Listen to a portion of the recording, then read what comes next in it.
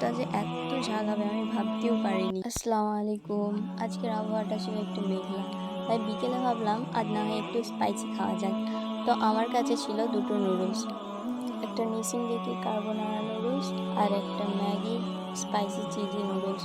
তো প্রথমে বুঝতে পারছিলাম না কোনটা বানাবো, তারপর মনে হলো কার্বোনারাটা তো আগে খেয়েছি, কিন্তু চিজি স্পাইসি নুডলসটা এখনও ট্রাই করা হয়নি, তাই ভাবলাম আজ এটাই বানাই।